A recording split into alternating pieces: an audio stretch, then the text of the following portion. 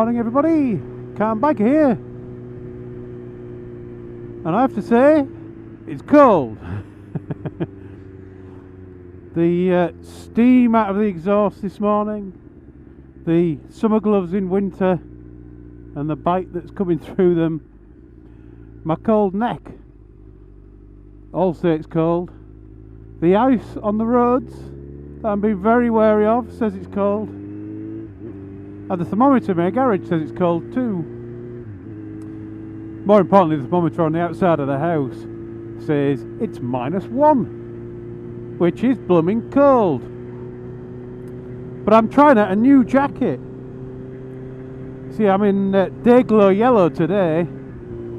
Thought I'd try out my new jacket that I got a few weeks ago and I haven't tried yet. I haven't tried it because we're in lockdown 2. Lockdown 2 finishes very shortly. It's Saturday today. I don't know what the date is. End of November. Lockdown 2 finishes on Wednesday. Although, call me somewhat cynical, but we were in Tier 2. We went into lockdown to get the numbers down, and after we come out of lockdown we're in Tier 3. Which, as far as I can tell, is pretty much locked down with a few more shops open. So, you know, it's not going to make a great deal of difference. However, I was washing the car the other day and a chap walked past. It's a chap I've talked to quite a bit.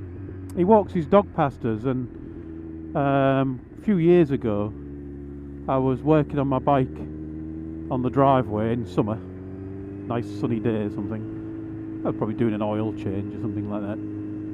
And this chap walked past with his dog and he was looking at the bike, and we got chatting, and he turns out he's a biker too, and we have a little chat every time he walks past, socially distanced of course.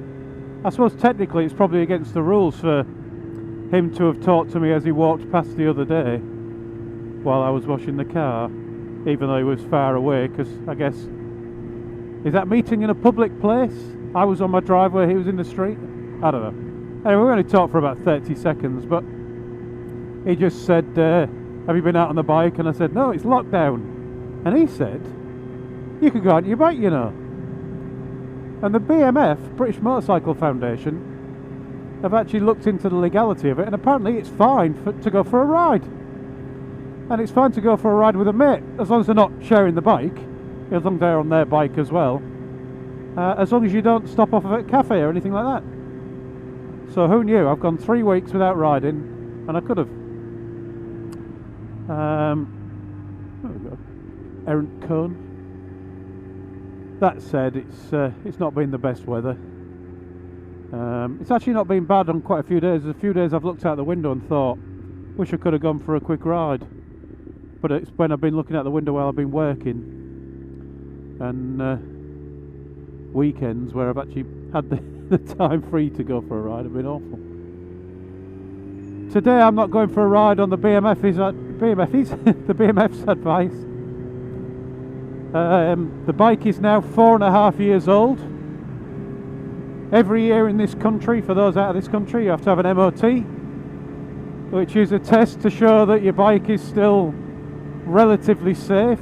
They don't check everything, but check things like your lights work, your horn works, your brakes work, and a few other bits and bobs. So every year you have to have one of those once your bike is 3 years old. So after 3 years I had an MOT, and after 4 years I would have been due an MOT, but they changed the rules because of lockdown 1, and they added 6 months to the MOT due date for anybody who would have had an MOT due in a certain period. Some people just missed out on it, but on this one I was lucky enough, my MOT was due in June, so it became due in December, and you're allowed to get it done up to 30 days beforehand and still keep the anniversary date. Any earlier than that and the date changes for the following year, so you end up doing yourself out of some money, because you have to pay your £29 to get it done. So I'm off for my MOT today, and as I said, to try out this swanky new jacket, which I bought for the princely sum a few weeks ago of 0. I got a free jacket. Pretty cool, eh? Not one of these where somebody sent me one because I'm such a famous vlogger, because I'm not, and because I wouldn't do that kind of stuff anyway. Well, I'd probably accept something, but not if they wanted a good review for it, unless it was a good thing. I've never done that. I've been accused of it with my tyre changer and my Skylift, but no, purchased with my own money. But no, this, absolutely free of charge. It's actually a £100 jacket. It's not a massively expensive jacket anyway, but it's free. And again, keeping with the theme, the lockdown and the COVID, it's all to do with coronavirus. I've got a free jacket because of coronavirus. I'm going to call it my Coronajacket. What happened was, a little while into the coronavirus going on, I got a letter through the door. And I thought, well, what this is? Because it wasn't the usual, either something from the bank or some junk. It looked kind of official, and it said on it, Office for National Statistics, which is a group of people who do official statistics for the UK.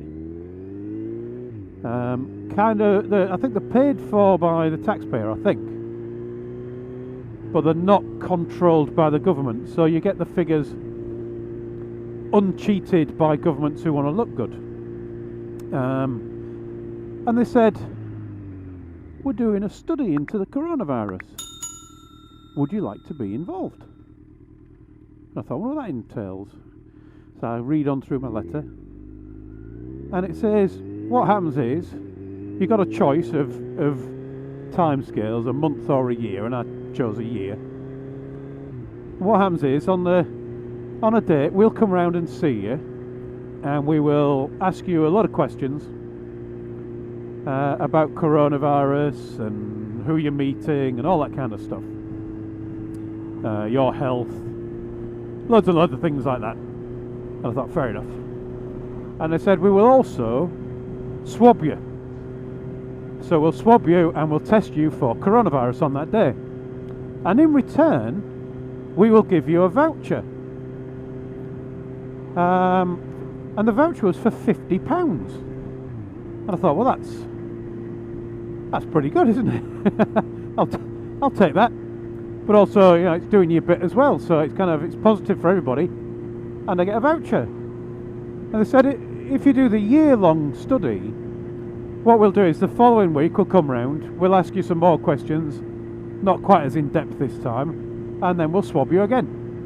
And we'll do that every week for 5 weeks in total, so 5 sets of swabs. And then we'll come back every month for the rest of the year, so I assume another 11 swabs, and we'll give you a voucher every time we swab you. So the first one was a £50 voucher, and every one after that is a £25 voucher, because there are fewer questions. So I've done my first 6 swabs now. I've had my first 5 vouchers. They take a while to come through, and I thought I'll treat myself to a new jacket. And in return as well, I've had 6 coronavirus tests, all negative. Mrs. C has also done the study. She's had 6 coronavirus tests, 5 of them negative, 1 inconclusive. So who knows?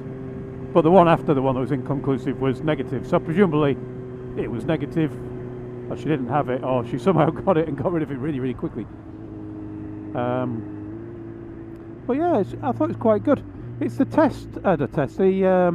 study that's shown that actually the excess deaths in this country are much higher than is stated by the government. The government says it's about 55,000 now, and the ONS, when I started this study, was already at 65,000, and now I think it's well above 70,000. So it's certainly interesting to see the numbers that say that are unadulterated, where they're not picking out certain rules. Of course, the excess deaths aren't all coronavirus. There's a lot of other things as well. You know, there are treatments that aren't going on, and people are no doubt dying or getting ill and was storing up excess deaths to come. I mentioned in my lockdown 1 video ages ago that my mother had a quite serious operation to remove some cancer, and she was supposed to be having radiotherapy and or chemotherapy, and that had been delayed, and this was back in February, March time, and here we are approaching December and she's still not had that test. Still not had that treatment. Still waiting. So there's a lot that's going astray because of this virus. It's a good reason to follow the rules, because we need to keep the numbers out of hospital so that people can use the hospitals for other things.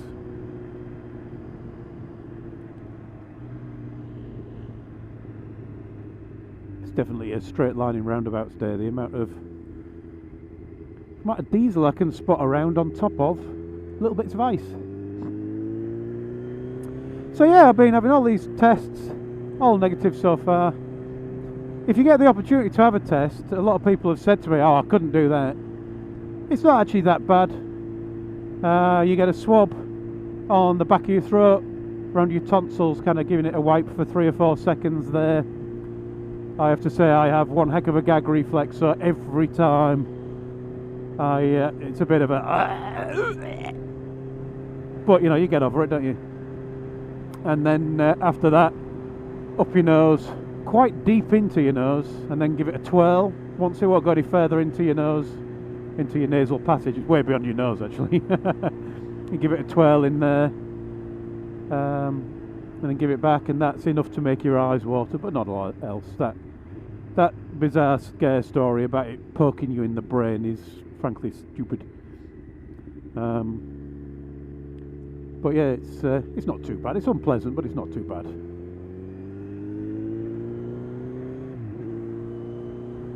Certainly, it's worth doing if there's a risk that you've got the virus and you're going to spread it. Anyway, that's enough waffle from me. I'm nearly where I need to be for my MOT. So I'll just say thank you for watching, everyone. Ride safe, and I'll talk to you all again soon.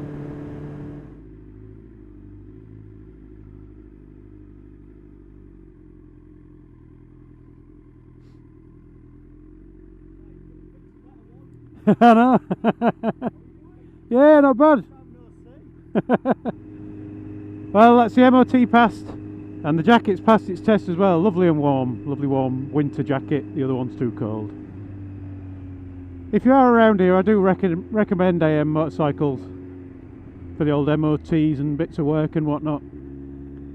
He definitely cares about his customers, and he goes above and beyond. He's even had a little light off this during the MOT, which was 25 quid, not 29 quid that I said earlier. But even had a little light off and cleaned out some condensation that I hadn't spotted, and not charged me for that either. He's a good lad.